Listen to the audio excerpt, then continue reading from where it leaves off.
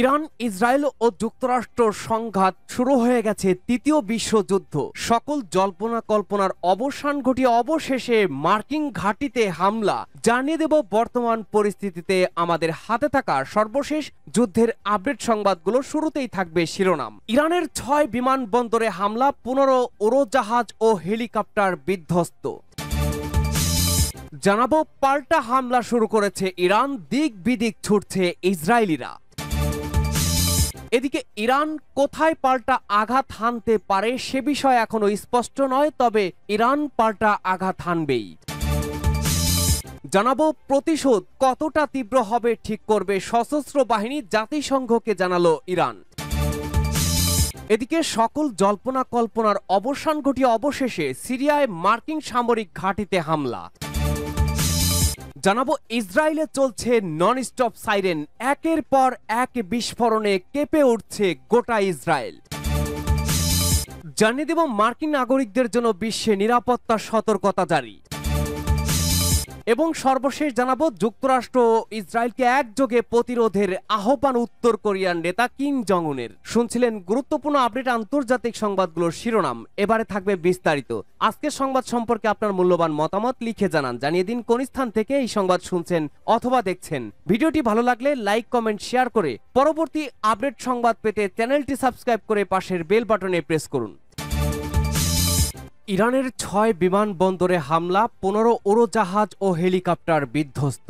ইরানের পশ্চিম ও পূর্ব মধ্য অঞ্চলের অন্তত 6টি বিমানবন্দরে হামলা চালিয়েছে ইসরায়েল। এসব হামলায় ইরানের 15টি উড়োজাহাজ ও হেলিকপ্টার বিধ্বস্ত হয়েছে বলে দাবি করেছে দেশটির সামরিক বাহিনী, খবর আল জাজিরার। ইসরায়েলি সেনাবাহিনীর পক্ষ থেকে সামাজিক যোগাযোগ মাধ্যম এক্সে দেওয়া এক বিবৃতিতে জানানো হয়, ইসরায়েলের দুর্নিয়ন্ত্রিত ও মানব চালিত আকাশ যানের ম্যানড অ্যান্ড রিমোট সিস্টেম মাধ্যমে এই হামলা চালানো হয়েছে। এতে ইরানের সামরিক ঘাঁটিগুলোর রানওয়ে, ভূগর্ভস্থ বাংকার এবং জ্বালানি সরবরাহকারী উড়োজাহাজ ক্ষতিগ্রস্ত হয়। এছাড়া ইরানি বাহিনীর ব্যবহৃত F-14, F-5 ও AH-1 মডেলের যুদ্ধ বিমান এবং হেলিকপ্টারও ক্ষতিগ্রস্ত হয়েছে বলে বিবৃতিতে উল্লেখ করা হয়েছে। তবে ইরানের পক্ষ থেকে এখন পর্যন্ত এ হামলার ব্যাপারে আনুষ্ঠানিক কোনো মন্তব্য পাওয়া যায়নি। পাল্টা হামলা শুরু করেছে ইরান, দিক বিদিক ছুটছে ইসরায়েলিরা। ইসরায়েলি হামলার পর পাল্টা জবাব দিতে শুরু করেছে ইরান। মধ্য দক্ষিণ ইসরায়েল ও জেরুজালেম অঞ্চলে সতর্কতামূলক সাইরেন বেজে উঠছে। ইতিমধ্যে ইসরায়েলি সেনাবাহিনী IDF জানিয়েছে ইরান থেকে একের পর এক ক্ষেপণাস্ত্র ছোড়া হচ্ছে।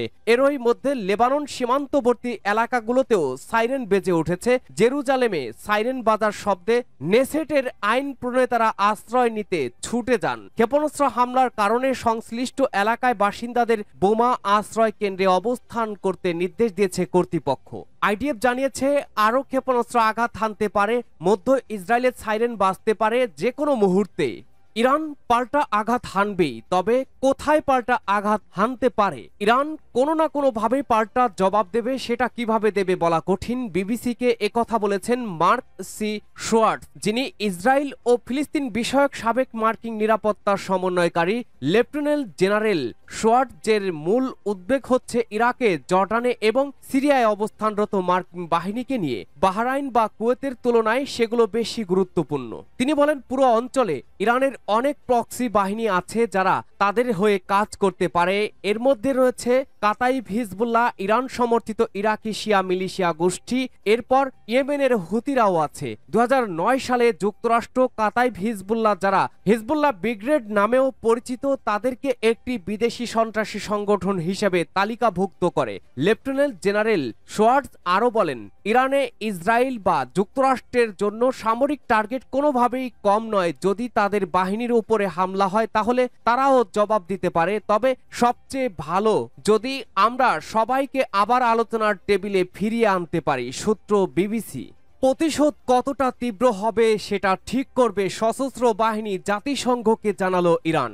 যুক্তরাষ্ট্র একটি বানোয়াট ও অযৌক্তিক অজুহাতে ইরানের বিরুদ্ধে যুদ্ধ চাপিয়েছে বলে মন্তব্য করেছেন জাতিসংঘে ইরানের প্রতিনিধি আমির সাইদ ইরাভানি। রোববার জাতিসংঘ সদর দপ্তরের নিরাপত্তা পরিষদে ইরানের ডাকা জরুরি বৈঠকে তিনি বলেন, ইরান যুক্তরাষ্ট্রের স্পষ্ট আগ্রাসনের বিরুদ্ধে আত্মরক্ষার অধিকার রাখে।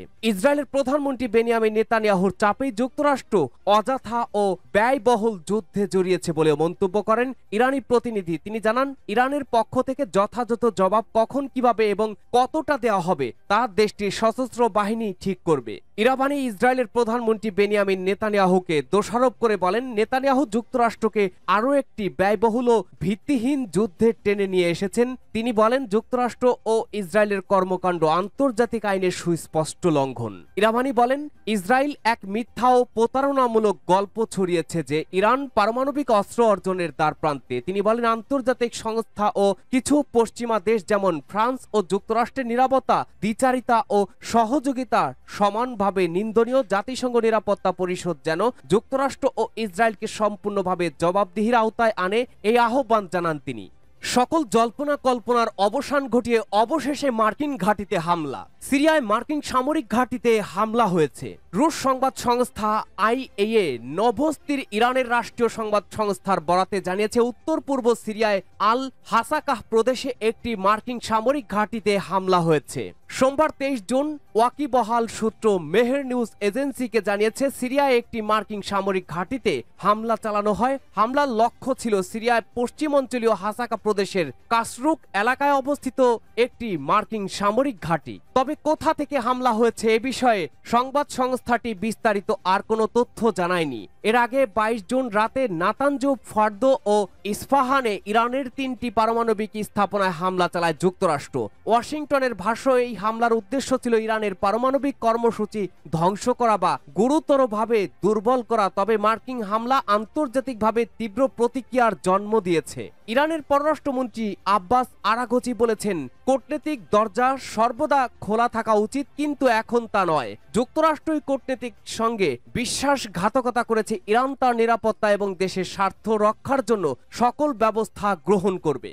ইসরায়েলের নন স্টপ চলছে সাইরেন, একের পর এক বিস্ফোরণ। ইসরায়েলের টানা সাইরেন বেজে চলেছে আর তার সঙ্গে একের পর এক বিস্ফোরণের শব্দে কেঁপে উঠছে বিভিন্ন শহর। ইসরায়েলি সেনাবাহিনী জানিয়েছে, ইরান থেকে প্রচুর সংখ্যক ক্ষেপণাস্ত্র ছোড়া হয়েছে, যার ফলে সেন্ট্রাল ও দক্ষিণ ইসরায়েলের বিভিন্ন এলাকায় বিমান হামলার সতর্কতা হিসেবে সাইরেন বেজে উঠছে। বিশেষ করে আজদোদ, লাসিস এবং পশ্চিম জেরুজালেমের আশপাশের এলাকায় ক্ষেপণাস্ত্র আঘাত এনেছে বলে জানা গেছে। টাইমস অফ ইসরায়েল জানিয়েছে, জেরুজালেমে সাইরেন বাজার সঙ্গে সঙ্গেই নেসেটের ইসরায়েলি সংসদ সদস্যরা নিরাপদ আশ্রয়ে চলে যান।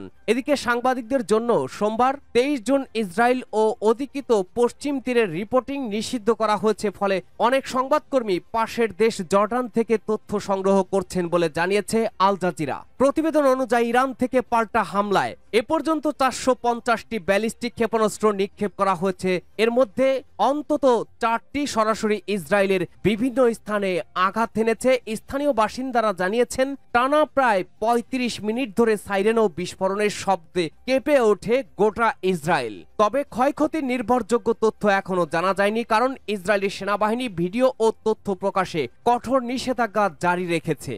মার্কিন নাগরিকদের জন্য বিশ্বে নিরাপত্তা সতর্কতা জারি। ইরানের পারমাণবিক স্থাপনায় হামলা চালায় যুক্তরাষ্ট্র। এরপর বিশ্বজুড়ে মার্কিন নাগরিকদের জন্য নিরাপত্তা সতর্কতা জারি করেছে দেশটির পররাষ্ট্র দপ্তর। রোববার 22 জুন এক সতর্ক বার্তায় বিদেশে অবস্থানরত মার্কিন নাগরিকদের জন্য বাড়তি সতর্কতা অবলম্বনের আহ্বান জানানো হয়। এতে আরও বলা হয়েছে, ইসরায়েল ও ইরানের মধ্যে চলমান সংঘাতের কারণে মধ্যপ্রাচ্যে ভ্রমণ ব্যাহত হচ্ছে এবং আকাশ সীমা কখনো কখনো বন্ধ রাখা হচ্ছে। এই প্রেক্ষাপটে বিশ্বের বিভিন্ন স্থানে যুক্তরাষ্ট্রের নাগরিক ও স্বার্থের বিরুদ্ধে বিক্ষোভ বা অস্থিরতা দেখা দিতে পারে। মার্কিন নাগরিকেরা ভ্রমণের আগে সংশ্লিষ্ট দেশের তথ্য ও সাম্প্রতিক নিরাপত্তার সতর্কতাগুলো মন্ত্রণালয়ের ওয়েবসাইটে দেখে নেওয়ার পরামর্শ দিয়েছে পররাষ্ট্র দপ্তর।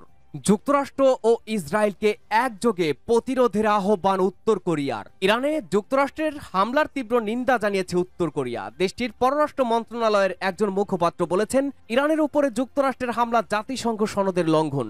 একই সঙ্গে যুক্তরাষ্ট্র ও ইসরায়েলকে একযোগে প্রতিরোধ করার আহ্বান জানান তিনি। পাশাপাশি এই উত্তেজনার জন্য ইসরায়েলের অব্যাহত যুদ্ধ প্রচেষ্টা ও ভূমি দখলের নীতিকে দায়ী করে মুখপাত্র বলেন, পশ্চিমা দেশগুলোর স্বীকৃতি ও উৎসাহে মূলত ইসরায়েল এসব কাজ করে যাচ্ছে। সোমবার আল জাজিরার এক প্রতিবেদনে এ তথ্য জানানো হয়। প্রতিবেদন অনুযায়ী উত্তর কোরিয়ার ওই কর্মকর্তা বলেন, উত্তর কোরিয়া ইরানের ওপরে চালানো মার্কিন হামলার তীব্র নিন্দা জানাচ্ছে, যা একটি সার্বভৌম রাষ্ট্রের আঞ্চলিক অখণ্ডতা ও নিরাপত্তার স্বার্থকে সহিংসভাবে পদদলিত করেছে। তিনি আরো বলেন, আন্তর্জাতিক সম্প্রদায়কে যুক্তরাষ্ট্র ও ইসরায়েলের এই উস্কানিমূলক ও সংঘর্ষমুখী আচরণের বিরুদ্ধে একযোগে নিন্দা ও প্রত্যাখ্যানের আওয়াজ তুলতে হবে। উল্লেখ্য, ইরান ও উত্তর কোরিয়ার মধ্যে দীর্ঘদিন ধরে উঁচু সম্পর্ক রয়েছে এবং তাদের সামরিক প্রযুক্তি উন্নয়নে পারস্পরিক সহযোগিতার সন্দেহও রয়েছে।